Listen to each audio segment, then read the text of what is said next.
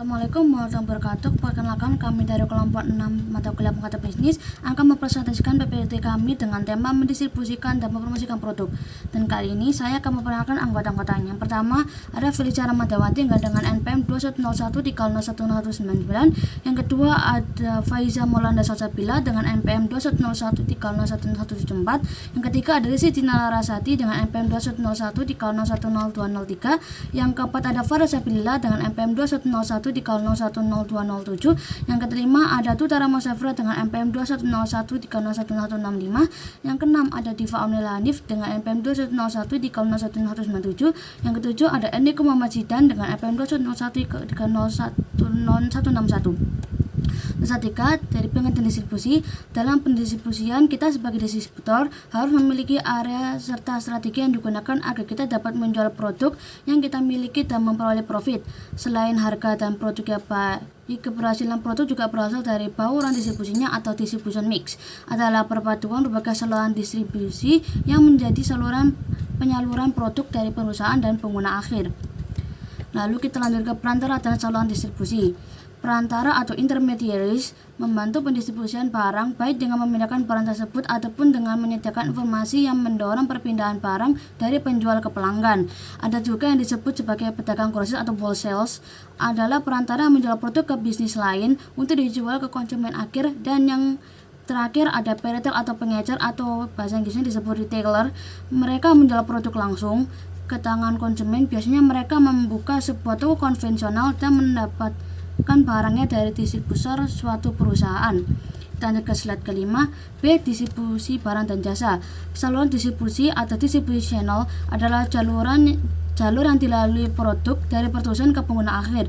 Terdiri dari 4 saluran distribusi yang beredar berdasarkan penghadiran produk ke pembeli. 1. Distribusi langsung. Dalam saluran langsung ini, produk beralih langsung dari produsen ke konsumen atau membeli organisasi tanpa perantara. Sebagai contoh, Dell, Geico, dan Tupperware dan sebagainya menggunakan saluran langsung sebagai distributornya. Kita lanjut ke slide ke-6. Kedua, distributor ecer atau retail. Saluran ini mengharuskan produsen mendistribusikan produknya melalui seorang pengecer. Dengan artian, perusahaan tersebut tentu memiliki gerai tersendiri untuk mereknya, tetapi perusahaan tersebut juga menjual produknya ke toko-toko lain, dan itulah yang disebut sebagai distribusi eceran atau retail. Yang ketiga ada distribusi grosir. Metode distribusi tak langsung dengan syarat kapasitas ruang yang besar dan mahal untuk menyimpan dan memajang barang dagang di toko konvensional. Pedagang yang menerapkan metode ini mengharuskan mereka memasok secara kontinu. Umumnya 90% digunakan sebagai pajangan dan 10% digunakan sebagai fasilitas lain seperti kantor, kombinasi produk, dan lain-lain. Dan yang keempat, distribusi oleh agen atau pialang. Agen yang memakai metode di atas mewakili produsen dan menerima komisi atas barang yang mereka jual kepada konsumen atau pengguna industri. Agen penjualan ini biasanya terlibat dalam lini produk yang saling terkait dari beberapa produsen. Dengan contoh, perusahaan jasa wisata memenuhi kebutuhan sehari-hari. Pialang digunakan dalam industri tertentu seperti real estate dan bursa saham, mempertemukan berbagai penjual dan pembeli yang diperlukan untuk menjual properti. Seringkali informasi dirahasiakan. C. Pro dan kontra distribusi tak langsung. Kontra dalam distribusi ini cukup singkat, yaitu oknum-oknum yang berusaha menaikkan harga jual agar mereka mendapatkan profit maksimal jauh dari harga asli.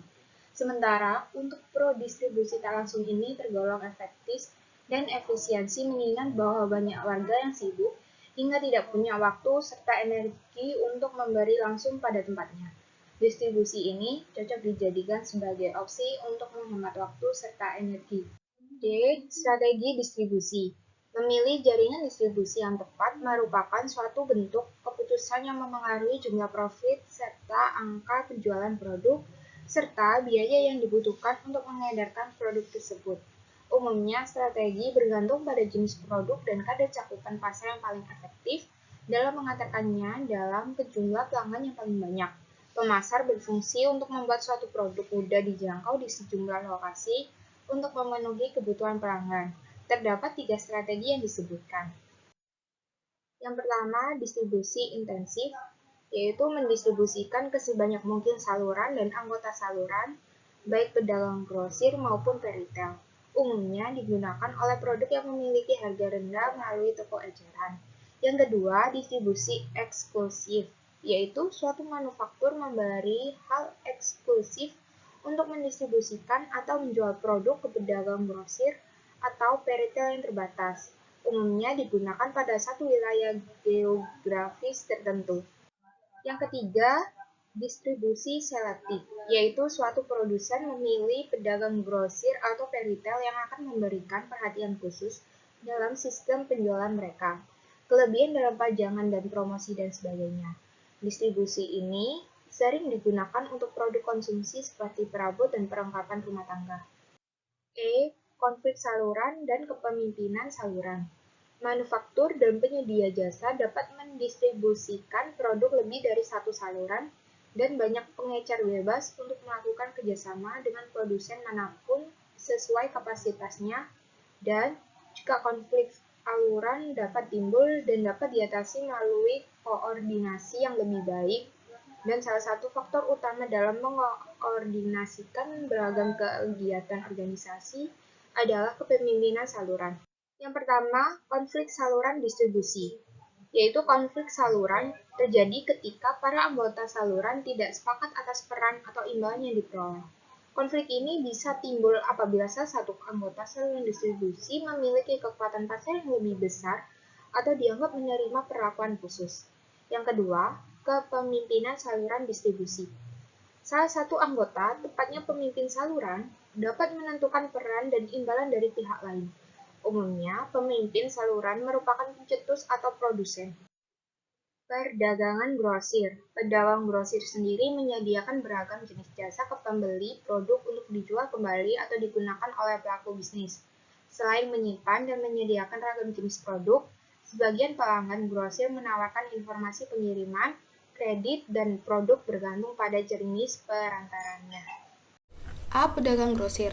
Pedagang grosir umumnya berbentuk operasi mandiri yang menjual beragam produk konsumsi atau bisnis yang dihasilkan oleh beberapa produsen.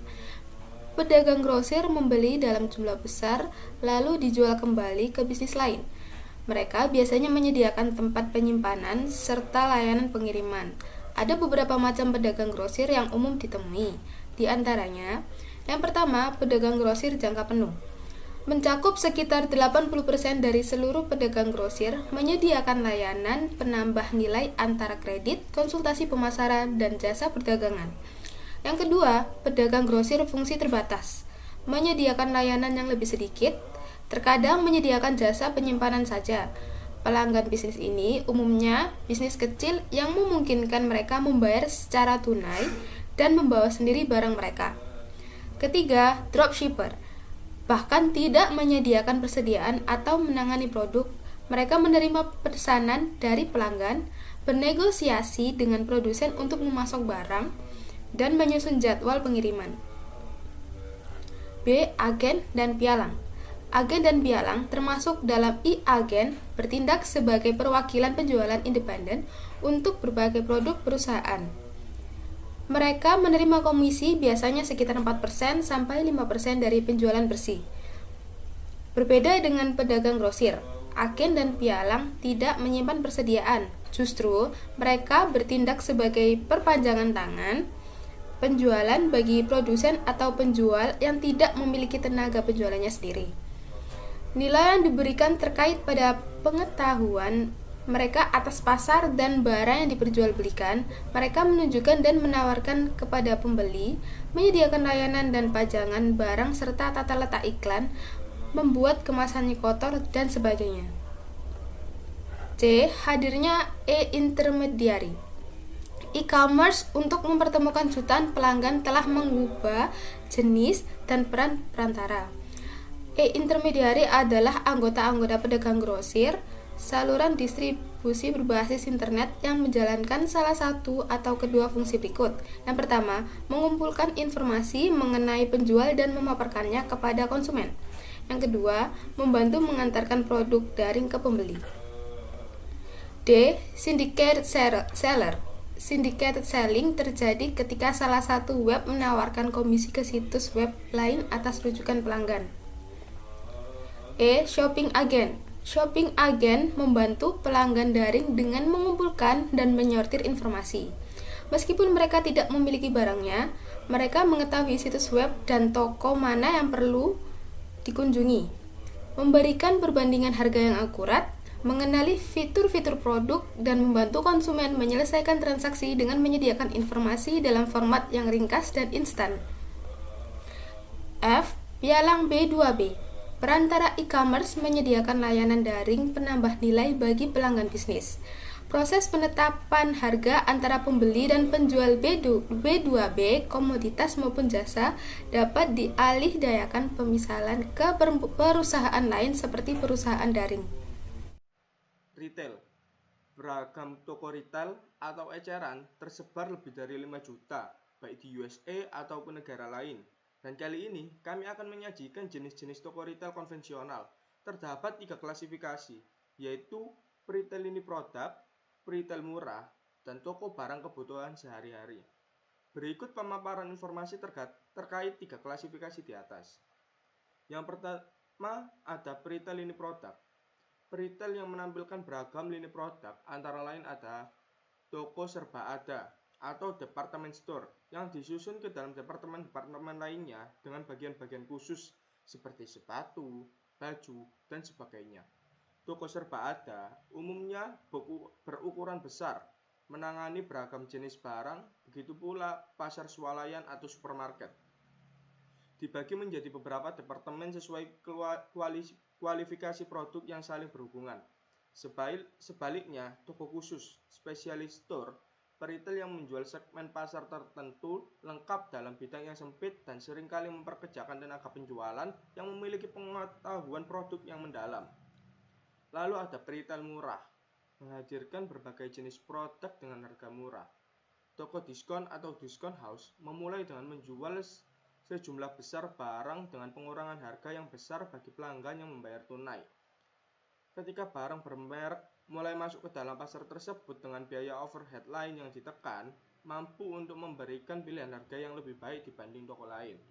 Ketika bisnis mulai berkembang dan mampu menyisihkan biaya makan lokasi, akan berpindah menjadi lebih baik dan menawarkan layanan baru yang sebelumnya tidak bisa, seperti pembayaran menggunakan kartu atau transaksi non-tunai lainnya. Lalu ada toko bahan kebutuhan sehari-hari. Jaringan toko barang kebutuhan sehari-hari seperti Indomaret, Alfamart, ataupun 7-Eleven menekankan pada akses lokasi yang mudah dijangkau, jam operasi yang panjang, bahkan cenderung 24 hour, serta layanan yang cepat dari pembayaran tunai ataupun non-tunai. Mereka berbeda dari retail murah dikarenakan mengkhususkan segmen sehari-hari terlepas dari harga murah atau mahal alias menengah. Lalu ada retail non-toko. Sebagian retail terbesar menjual produknya secara offline atau melalui toko konvensional. Retail toko mencakup retail response langsung. Perusahaan mengontak pelanggan secara langsung untuk menginformasikan sebuah produk. Pesanan via pos atau pemasaran katalog adalah bentuk populer dari retail langsung yang dilakukan oleh Carte de Barrel dan Land End. Metode ini menurun popularitasnya akibat larangan melakukan panggilan telepon untuk telemarketing, dan yang terakhir adalah penjualan langsung untuk menjual dari rumah ke rumah atau melalui rumah. Lalu ada retail daring. Retail daring memungkinkan penjual untuk menginformasikan, menjual, dan mendistribusikan produk kepada konsumen melalui dunia maya. Lalu ada katalog elektronik. E-katalog menggunakan pajangan produk yang ditunjukkan dunia maya untuk memberikan akses instan dan informasi produk langsung kepada pelanggan retail dan bisnis. Penjual tidak akan melakukan distribusi melalui pos dan menghindari biaya percetakan. Dan begitu katalog selesai dibuat, biaya pemeliharaan serta akses tidak begitu besar. Lalu ada electronic storefront dan cyber mall. Setiap situs web merupakan electronic storefront atau etalase maya, di mana pembelanja mengakses informasi mengenai produk dan peluang pembelian, melakukan pesanan dan pembayaran. Lalu ada retail interaktif dan video.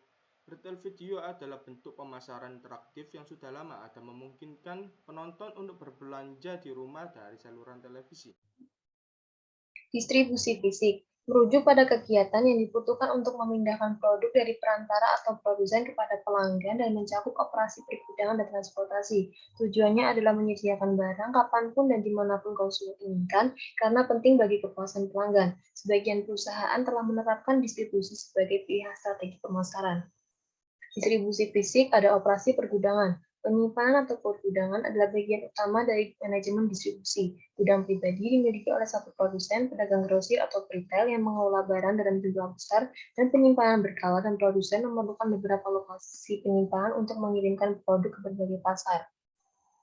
Selanjutnya ada operasi transportasi. Menggunakan sistem fisik sangat menimbulkan biaya besar, terutama pada transportasinya. Banyak faktor yang mempengaruhi seperti bagaimana ketahanan produk, seperti apa produknya, dan transportasi apa yang sebaiknya digunakan untuk menjaga produk agar aman sampai tujuan. Mode transportasi dibagi menjadi 3, yaitu darat, laut, dan juga udara. Sementara mode udara merupakan mode tercepat dan termahal dalam pengiriman barang. Selanjutnya ada distribusi melalui rantai pasokan sebagai strategi pemasaran. Daripada menawarkan keuntungan dalam fitur produk, kualitas, harga, dan promosi, banyak perusahaan yang sudah mengambil rantai pasokan yang mengandalkan distribusi sebagai ujung tombak strategi bisnis. Pendekatan ini mensyaratkan penilaian, perbaikan, dan pengintegrasian keseluruhan aliran kegiatan pemasok hulu, perdagangan grosir, pergudangan transportasi, pengiriman, dan layanan tindak lanjut yang terlibat dalam pemindahan produk dari produsen ke pelanggan. Promosi merupakan tujuan akhir promosi adalah meningkatkan penjualan. Selain itu, pemasar dapat menggunakan promosi untuk mengomunikasikan informasi, memosisikan produk, menambah nilai, dan mengendalikan volume penjualan. Positioning adalah proses penciptaan citra produk yang mudah diidentifikasi dalam bentuk konsumen melalui penetapan pengadaptasian dan pengomunikasian karakteristik produk itu sendiri. Bauran promosi seringkali dikomunikasikan sebagai nilai tambah sebuah produk untuk membedakannya dengan produk saingan. Strategi promosi ada 2. Yang pertama, strategi tarik atau pull strategi, yang merupakan strategi promosi yang dirancang untuk menarik minat konsumen yang akan meminta produk dari retail. Yang kedua, ada strategi dorong atau push strategi, yaitu strategi promosi yang dirancang untuk mendorong pedagang grosir atau retail untuk memasarkan produk kepada konsumen. Bauran promosi. 5 alat promosi yang paling berpengaruh dalam pemasaran adalah iklan, penjualan personal, promosi penjualan, pemasaran langsung atau interaktif, dan publisitas serta hubungan masyarakat. Perpaduan terbaik dari alat-alat inilah yang disebut dengan bauran promosi.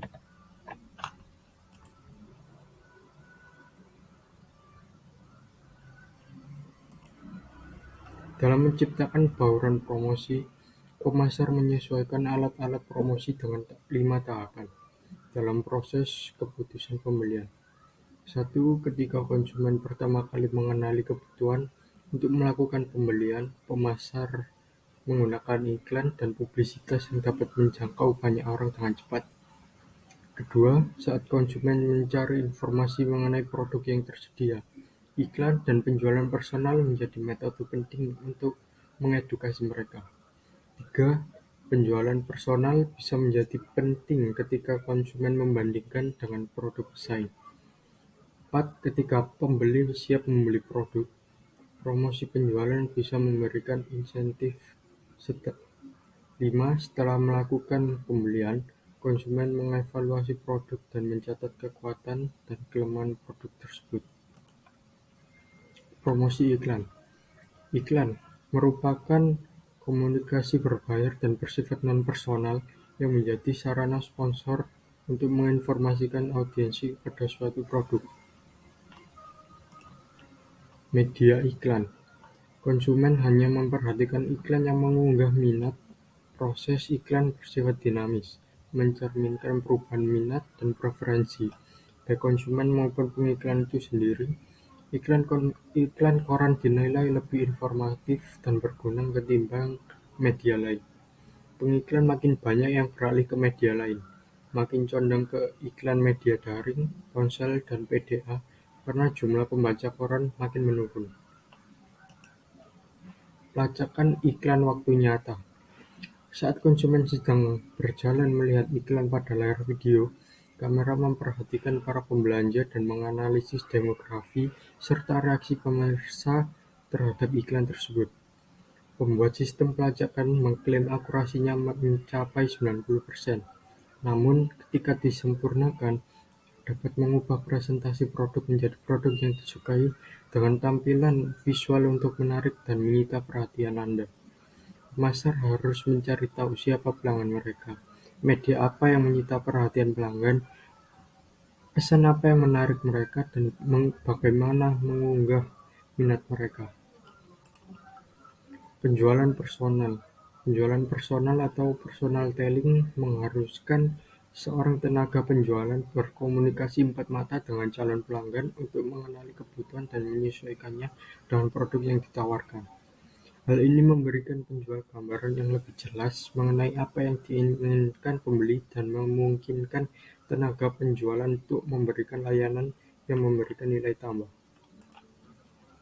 Situasi penjualan personal. Yang pertama, penjualan retail. Menjual produk konsumsi kepada pembeli untuk kebutuhan pribadi atau rumah tangga. Kedua, penjualan industri. Menjual produk ke bisnis lain untuk tujuan produksi atau dijual kembali. Selanjutnya ada tugas-tugas penjualan personal. Yang pertama, pengolahan makanan.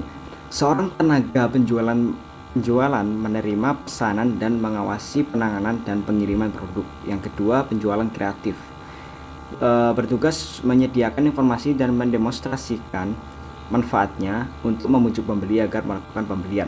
Yang ketiga, ada penjualan misionaris yang bertugas untuk mempromosikan suatu perusahaan dan produk-produknya ketimbang hanya menutup penjualan. Lalu ada proses penjualan personal. Yang pertama itu mencari pelanggan dan menilainya. Yang kedua, melakukan pendekatan. Yang ketiga, melakukan presentasi dan demonstrasi produk. Yang keempat yaitu melakukan penanganan keberatan. Lalu selanjutnya yang kelima, menutup penjualan.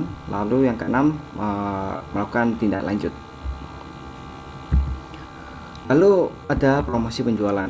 Promosi penjualan adalah kegiatan promosi jangka pendek yang dirancang untuk mendorong pembelian yang dilakukan konsumen, penjualan barang industri, atau kerjasama dengan distributor. Promosi penjualan dapat meningkatkan peluang pembeli untuk mencoba produk, meningkatkan pengakuan produk, dan meningkatkan skala pembelian dan perolehan penjualan. Lalu ada macam-macam promosi penjualan seperti kupon, premium atau hadiah. Lalu ada program loyalitas atau loyalty program, ada pajangan titik penjualan, lalu pameran dagang. Lalu ada juga pemasaran langsung atau interaktif.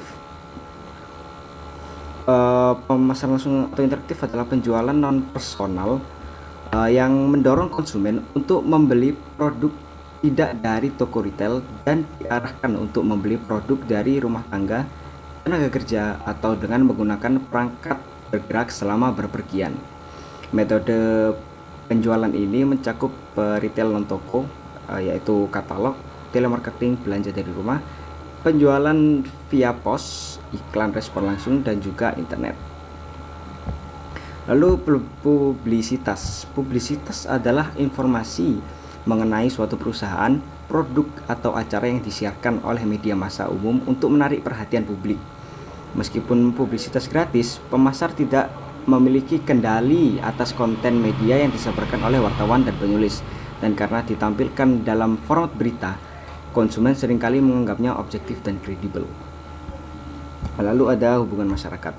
Hubungan masyarakat adalah informasi yang dipengaruhi perusahaan yang bertujuan untuk membangun iktikat baik dengan masyarakat dengan cara mempublikasikan kontribusi amal perusahaan misalnya, atau berhadapan dengan situasi yang kurang mengenakan. Sekian presentasi dari kami. Mohon maaf apabila ada salah kata. Wassalamualaikum warahmatullahi wabarakatuh.